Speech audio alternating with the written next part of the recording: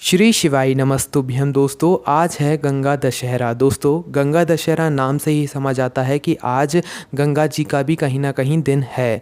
दोस्तों, आज गंगा दशहरा के दिन आपको गंगा के जल में स्नान ज़रूर करना चाहिए। आप गंगा के जल में स्नान कैसे करना चाहिए वो आप ध्यान से सुन लीजिए।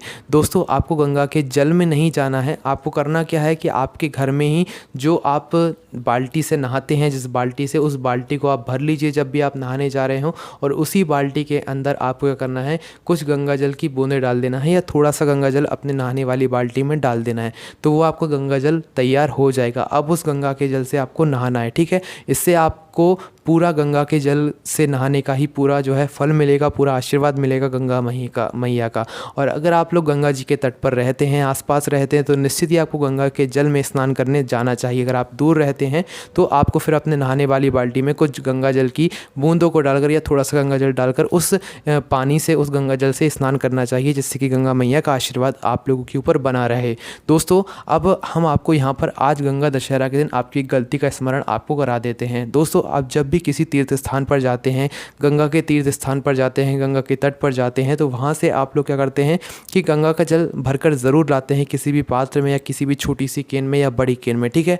पर आप लोग करते क्या हैं कि अपने घर में वो गंगा जल ले आते हैं और सीधा लाकर रख देते हैं किसी भी अच्छे स्थान पर आपको ऐसा नहीं करना चाहिए। क्या करना चाहिए आपको, जब भी आप किसी तीर्थ स्थान पर जाते हैं और अपने घर के द्वार पर आ जाते हैं, तो आपको अपने घर के द्वार से ही उस गंगा के जल के ऊपर लाल कपड़े को उड़ा देना चाहिए, लाल कपड़े को ढक देना चाहिए, या तो उस गंगा जल के नीचे आपको क्या कर देना चाहिए, लाल कपड़ा रख लेना चाहिए, ठीक है।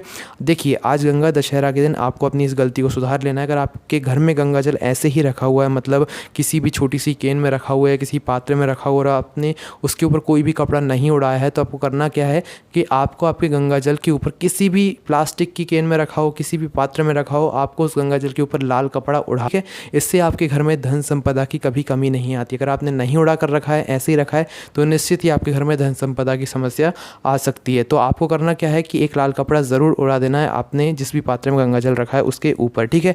अगर ऐसा नहीं कर सकते तो उस गंगा जल के नीचे, मतलब पहले लाल कपड़ा बिछा दो, उस लाल कपड़े के ऊपर अपना गंगा जल जिस भी पात्र में आपने रखा है वो पात्र उस लाल कपड़े के ऊपर रख दो। इससे भी निश्चित ही आपके घर में कभी भी धन संपदा की कमी नहीं आएगी। अपनी इस गलती को सुधार लो। खुशी पंडित प्रदीप मिश्रा जी ने यह बात बताई। और आज गंगा के जल में स्नान आपको ज़रूर करना है।